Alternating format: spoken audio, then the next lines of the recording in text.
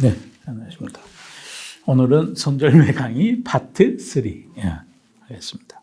대표님께서 손절매 원칙 6개 중에 이제 5번째로 매크로의 방향성이 불리한 경우에 대해서 얘기해 주셨어요. 이 매크로의 방향성이 불리한데 수상하게 또 주가는 오르는 경우가 있단 말이죠. 이건 어떤 상황인가요? 이거는 손절매에 관련된 것 중에 가장 이제 어쩌면 안 해도 되는 거죠. 근데 그 매크로 방향은 우리 인문학적인 현상이니까 금리가 올랐다 내렸다 하는 거예요. 경기가 좋았다 나빴다 하는 건데 기업을 잘 골랐으면 사실은 웬만하면 견뎌도 돼요. 견뎌도 되는데 매크로의 방향성이 불리했을 때 손절해야 되는 경우는 비중이 헤비할 때, 가령 금리가 하락할 때 막 주가가 막 올라가는 섹터가 있죠. 성장주, 바이오 주식 뭐 이런 게 있어요. 플랫폼 주식. 근데 그 시절에 그거 좋다고 막 그쪽으로만 다 가 있다. 그러면 손절해야죠. 그죠? 왜냐하면 매크로 방향이 이제 막 경기 하락이 되고 인플레이션이 진행되고 이래서 금리가 막 올라가는 구간이 되면 그 주식들이 언더퍼폼하고 경기 민감제 주식이 올라가기 시작하니까 그럴 땐 비중을 이쪽에서 저쪽으로 옮겨가야 되는 거죠. 근데 만약에 포트가 그냥 안정되게 잘 구성되어 있다. 내가 경기 민감제도 좀 있고 금리 상승기에 유리한 인플레이션을 해치할 수 있는 상품성 주식도 내 포트에 있고 또 뭐 성장주 비중도 내가 그런 대로 괜찮다. 시장보다는 적게 들고 있고 또 이 기업은 그러니까 금리가 올라가더라도 금리가 올라가면 성장주가 왜 고통을 받냐면 장기적인 그 기업의 밸류에이션 모델에서 할인율이 높아지는 거거든요. 기업의 미래 현금 흐름을 평가시킨 게 오늘날의 밸류에이션인데 그 평가시킬 때 이자율이 높아지면 할인율이 높아지는 거잖아요. 5% 할인할 걸 금리가 올라가서 10% 되면 매해 10%씩 6년치를 할인하면은 5% 할인하는 것보다는 목표가가 낮아지겠죠. 그게 이제 밸류에이션 멀티플이 낮아지는 거죠. 그런데 이 회사는 5% 올라가는데 이 회사는 성장을 10%씩 더 해. 그러면 그 주식은 팔 필요가 없는 거죠. 그래서 매크로 환경이 불리한데도 불구하고 올라가는 성장주가 생기는 거죠. 그래서 이거는 매크로 환경이 불리할 때 손절하는 경우는 그렇게 막 아주 시급하거나 아주 결정적이거나 안 했을 때 당하게 될 그 리스크가 아주 크거나 그러진 않아요. 근데 비중이 아주 헤비할 때는 더 나은 투자 대안을 위해서 조절해야 된다. 이런 의미 정도로 이해하시면 될 것 같아요. 가령 또 너무 막 액티비티하게 또 운영하시는 분들은 요즘 최근처럼 금리가 떨어지는 구간이 될 것 같아 이러면 그냥 다 옮겨갈 수 있는 거죠. 플랫폼이나 바이오나 무슨 AI나 이런 쪽으로 옮겨갈 수 있는 거죠. 또 이게 세상이 변하다 보니까 경기 민감제인데 가령 반도체 주식이다. 그럼 예전에는 경기 민감제라고 그랬는데 요즘은 또 무슨 또 AI하고 관련해가지고 또 성장주로 갈지 몰라요. 어떤 또 새로운 비즈니스 모델이 새로운 수요차가 자꾸 생겨버리면 이제 그런 것들이 이제 다 감안해야 되는 거죠. 그러니까 매크로 환경이 불리하더라도 불리한 매크로 환경을 뛰어넘는 성장을 보여준다면 굳이 손절 안 해도 돼요. 갖고 있는 종목이 비중을 잘 조절하는 게 그렇습니다. 네. 그게 제일 핵심 포인트입니다. 그 비중을 정할 때 너무 과한 욕심으로 정하면 안 된다는 거죠. 그러니까 그럼 그 현금 내에서도 비중을 그렇게 조절을 해야 되는데 하물며 신용 미수가 싫으잖아요. 그런데다가 그날 핫한 대로 옮겨가잖아요. 오늘은 로봇이다. 오늘은 2차 전지다. 오늘은 반도체 소부장이다. 오늘은 무슨 초전도체 주식이다. 이게 말이 되는 소리냐고요, 이게. 근데 우리 그 부분들 중에는 그런 분 없으실 거예요. 그래서 그런 주식들을 막 해서 돈 벌었다는 분을 제가 본 적이 거의 없고요. 그런데 또 그걸 또 이제 방송국이나 이런 데서는 이제 하루 종일 방송이 되잖아요. 사실 경제 방송도 진짜 어려우실 것 같아. 하루 종일 얘기를 해야 되니까 얘기거리가 없잖아요. 그러니까 뭐 그날 핫한 거를 계속 얘기하는 거예요. 하여튼 매크로 방향성 분리하고 이럴 경우에 포트를 조정해야 되는 경우에는 포트의 비중을 보셔야 되고, 매크로 방향은 이게 내 포트하고 안 맞는데 내가 가지고 있는 종목은 더 화려하게 올라간다 그러면 그거 괜찮아요. 그러면 돈값이 계속 올라가는데 왜 리스크 관리를 우리가 해야 할까요? 돈값이 올라가면 이 시장 전체 유동성이 위험 자산에서, 그러니까 자꾸 위험을 회피하게 돼요. 돈값이 올라가면 필연적으로 투자가 위축이 되고, 돈값이 올라간다는 얘기는 금리가 올라간다는 거. 금리가 올라가면은 채권 가격이 떨어져요. 채권 가격만 떨어지는 게 아니라 주식의 할인율도 높아진다 그랬잖아요. 우리 모든 밸류에이션을 할 때 거기 이자율이 들어가거든요. 무위험 이자율로 미래 수익을 할인해서 적정가가 얼마다 이러는 거란 말이죠. 그럼 돈값이 올라가면 금리가 올라가고, 금리가 올라가면 유가증권 시장의 가장 큰 덩치를 가진 채권과 주식 가격이 떨어져요. 떨어져야 마땅해요, 이론상. 근데 원래 미국 시장은 오히려 나스닥이 지금 사상 최고치잖아요. 그럼 그건 또 어떻게 설명을 하느냐? 강하다는 거죠, 그만큼. 온 세계의 돈이 전쟁이 있었잖아요. 그리고 또 경쟁 상대국인 중국의 부진이 있고 돈의 흐름이 그쪽으로 몰려간 거예요. 그리고 그 미국의 기업들도 굉장히 강하니까 펀더멘탈도 강하고, 미국 기업은 현금 흐름표를 보시면요, 전부 다 현금 흐름표가 영업활동이 플러스고요, 재무활동이 마이너스야. 자사주 사면 재무활동 마이너스, 배당을 줘도 재무활동 마이너스. 네. 자사주 소각까지 해요. 그럼 재무활동이 더 마이너스. 얼마나 좋아요. 영업에서 돈 벌어서 투자하고 빚 갚거나 배당 주거나 자사주 사거나 자사주 소각하거나. 그러니까 미국 기업은, 미국 주식은 또 오르는 거죠. 근데 또 다른 어떤 나라는요, 영업에서 돈을 못 벌거나 지자일 만큼 벌어가지고 투자 활동을 이만큼, 재무 활동을 이만큼 그러고 있는 거예요. 그러니까 얼마나 불안하겠어요. 그래서 금리가 올라가면 특히 이제 재무 활동을 통해서 투자 활동 재원을 마련하는 기업들 주가가 혹은 그런 나라의 인덱스가 떨어져요. 하여튼 전체적으로는 떨어져야 맞는데, 거기에 상대적인 경쟁 우위에 있는 쪽은 또 거꾸로 올라요. 안전자산이라면서 올라요. 그럼 또 얘기하다 보면 하늘을 또 가야 됩니다. 그러면 금리가 얼마가 올라가게 되면 이거 인상기다라는 걸 알 수 있을까요? 보통 이제 주식시장의 배당 수익률이 미국하고 우리가 틀린데, 우리는 경기 좀 나쁘니까 올해가 한 1.68 정도 되는 거거든요. 그러니까 미국 금리 기준으로 3% 정도면 뭐든지 할만해요.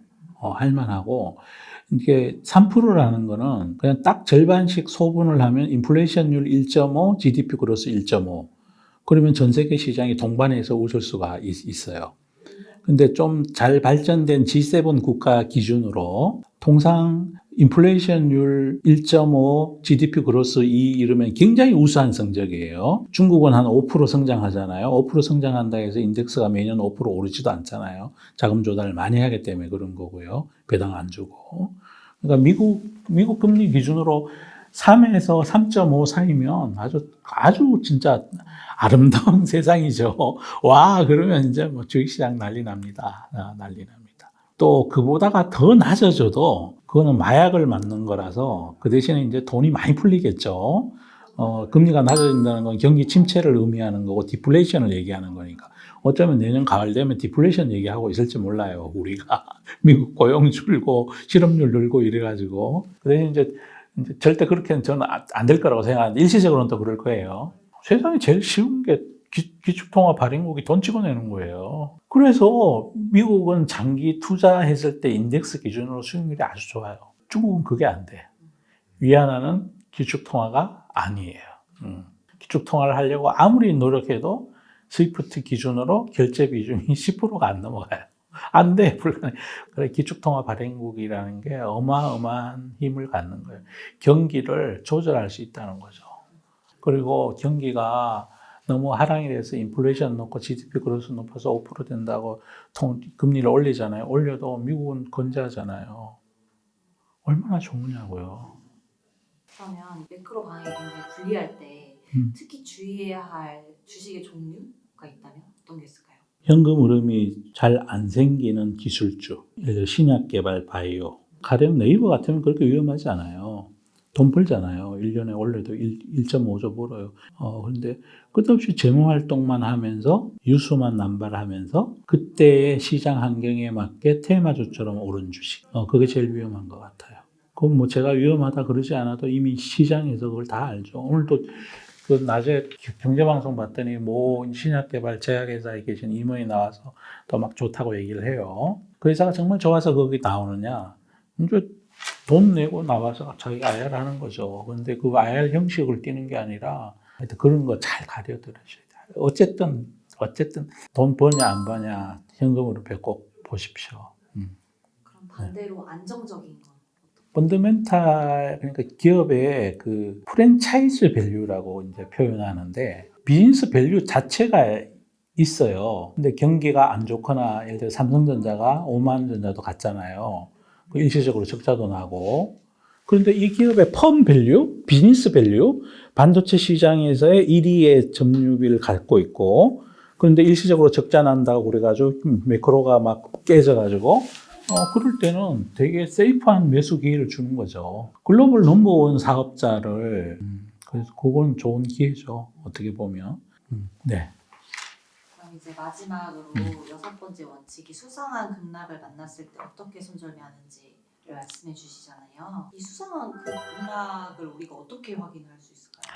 이거는 이제 그러니까 어떤 테마주이고 이럴 때 진짜 이유를 알 수가 없는데 아니 멀쩡하고 어제까지 멀쩡했는데 아침 시작 때부터 아침 처음에 시작할 때 마이너스 3으로 시작했는데 점심시간 됐더니 마이너스 8이 됐고 오후에 됐더니 마이너스 15가 됐어. 주식시장에 돈 잃으려고 하는 투자자 하나도 없거든요.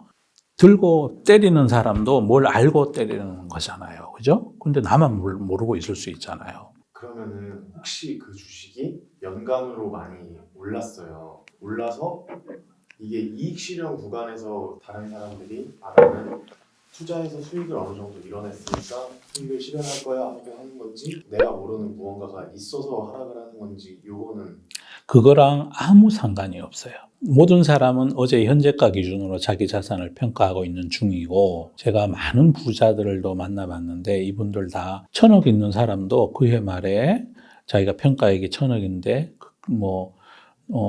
990억이 됐어. 그럼 기분 되게 나빠요. 그러니까 현재가로 평가한다는 거거든요. 그럼 익절이 됐든 손절이 됐든 어제 종가 기준으로 내리는 거 좋아하는 사람 아무도 없어요. 아무도 없어요. 그러니까 가령 원래 막 10배 오른 주식이 있다고 쳐요. 그러면 그 사람은 10배 올라서 10배 올랐는데 9배 오르게 되면은 슬플까요? 안 슬플까요? 엄청 슬퍼해요. 엄청 슬퍼. 그래서 이제 전제가 이러하다면 내리는 건 다 이유가 있다는 거죠. 수상한 급락은 익절이니 손절이니 상관할 게 없고 누구나 다 비싸게 팔고 싶고 이런데 불구하고 막 집어 던진다. 그건 사연이 있는 거죠. 분명히 무슨 사연이 있는 거예요. 근데 이번 12월은 약간 다를 때가 있어. 12월만 좀 달라. 양도세를 회피할 수 있잖아요. 그러면 양도세가 20%나 물게 되니까 내가 팔아서 20% 정도 손해를 보더라도 세금을 안 낼 수 있다 그러면 팔겠죠? 그래서 우리 시장이 12월만 되면 수상한 급락이 좀 있어요. 12월에 수상한 급락은 좀 다르게 봐야 돼요. 왜냐하면 10% 싸게 팔아도 세금을 20%안 낼 수 있다 그러면 이익이니까. 그러니까 12월의 급락은 약간 다른 눈으로 보셔야 되고 다른 때는 하여튼 누가 때리면 상당히 의심해 봐야 돼. 저는 이제 12월의 급락은 제 개인 투자자 시절 때도 그랬고, 근데 개인 투자 시절이 더 심했죠. 왜냐하면 이게 진짜 신기한 게요. 대주주 제한을요, 현재가요, 훨씬 더 엄격해요. 옛날에는 종목당 제 기억이 맞다면 50억, 30억 이랬거든요. 요새는 10억으로 줄어 있잖아요. 그리고 옛날에는 연말 물량 폭탄이 요즘처럼 이렇게 안 많았다니까요. 그때는 종목당 뭐 25억인가 뭐 50억인가 이랬거든요. 이 종목당 10억일 때 작년에 나온 대상이 되는 게 0.26%인가 이런다 그랬으니까 그래서 매물로 나온 게 10억 이상으로 해서 매물 나온 게 당일날 1조 3천인가 얼마 나왔대요. 근데 이게 또 재밌는 게요. 재수의 딜레마라고 알고 계시죠?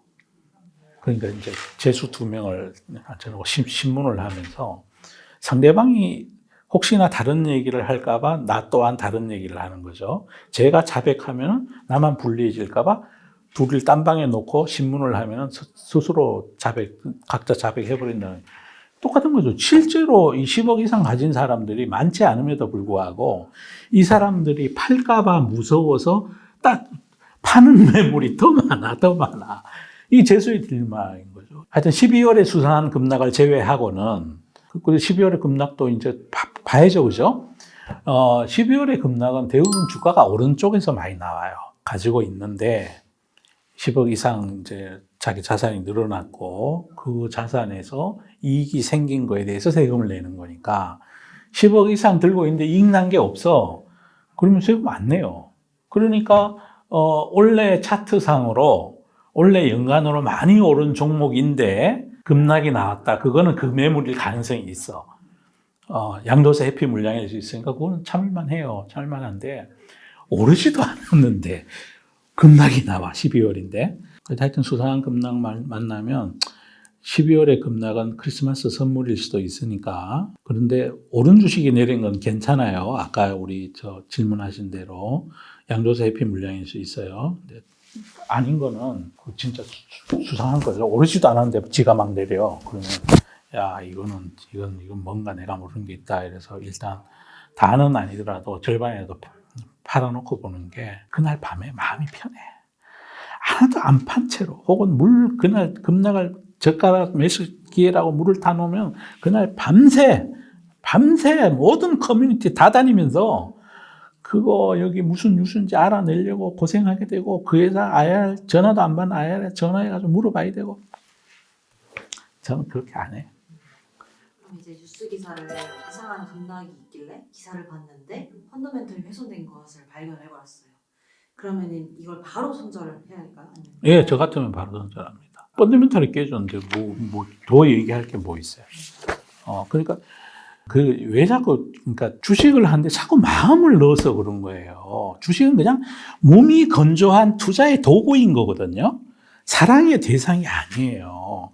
그런데 얘가 훼손이 됐어요. 그러면 그냥 깔끔하게, 그래서 또 비중을 한 종목 많이 갖고 하면 안 된다고 제가 말씀드린 거예요. 그냥 깔끔하게, 그래. 얘는 내릴만 하다. 아우! 대신 또 재출발할 수 있는 거잖아요. 종목을 10개를 투자하고 있다. 어떻게 10개 다를 먹고 파냐고요. 그건 불가능하잖아요. 그래서 분산 투자 꼭 지키셔야 돼요. 분산해야만이 손절도 쉬워요. 몰빵을 하면요, 절대로 손절 안 돼요. 주식하고 사랑에 빠지게 된다니까요. 고집이 생겨요. 마음을 안 연다니까요. 세상 변화를 포트에 안 담으려고 그런다니까요. 몰빵을 하면요, 새로운 기회에 대해서도 부인하게 돼요. 쟤는 신포도야. 저러다 자빠질 거야. 이런다. 그건 그냥 그분님들 마음이고요. 주식은 진짜 어떻게 보면 정확해요. 장기적으로는. 네. 그럼 이제 마지막 질문입니다. 그러면 수상한 급락이 있길래 다 손절매했어요. 근데 이제 나중에 다시 보니까 괜찮은 기업인 것 같아요. 그랬을 때는 어떻게 해야 될까요? 빼버리세요. 관심 종목에서. 종목이 엄청나게 많은데 수상한 급락을 야기했던 그 기업이 내가 굳이 내가 굳이 헤어진 첫사랑을 꼭 다시 만나야 되나요? 그냥 잘 가세요 하고 새 사랑 찾아가면 되죠. 근데 그 기업이 네. 시총이 어느 정도 커서 뉴스가 이렇게 자주 나올 정도로 시총이 어느 정도 있는 기업인데 수상한 급락을 피해서 손절매를 했었는데 여기서 이제 계속 다시 올라오는 뉴스가 나와요. 건강에 안 좋아. 그리고 이게 그러니까 나하고 연이 안 맞는 주식이 있어요. 신기하게. 그건 연대가 안 맞네. 그리고 그건 이 얘기잖아요. 그 첫사랑 그 수상한 급락을 만나 헤어졌는데 나중에 스타가 돼갖고 TV에 자주 나온다는 거 아니야. 그럴수록 더 찾아보지 말아야지. 거기 나오면 채널 돌려버려. 채널 확 돌려버려. 그건 진짜 2중, 3중으로 나에게 피해를 주는 거야. 그렇다고 거기서 악플 달지는 말고. 그건 남 해치는 거니까. 그건 내가 거절할 권리는 있는 거잖아요. 종목 많다니까요. 네. 그러면 마지막으로 첫사랑을 못 잊은 그분들께 한마디 해주시고 끝 맞춰주세요. 새로운 사랑 많아요. 세상이 변하고요. 변합니다. 그리고 제발 주식을 대할 때 제발 몸이 건조하게 대하세요. 이거를 사랑해. 주식을 사면서 왜 감정을 넣나요? 감정 넣지 마시고 그냥 몸이 건조하게 정기예금 드는 것처럼. 여러분 정기예금 들면서 정기예금을 사랑하십니까? 안 그러잖아요. 대출 받으면서 그 대출 상품 사랑하십니까? 얘는 그냥 금융 상품이라니까요. 금융 상품은 왜 가입하나요? 돈 벌려고 하는 거잖아요. 왜 주식하는데 거기 마음을 주십니까? 주식을 제발 몸이 건조하게 하시길 바랍니다. 사랑하지 마시고요. 네. 감사합니다.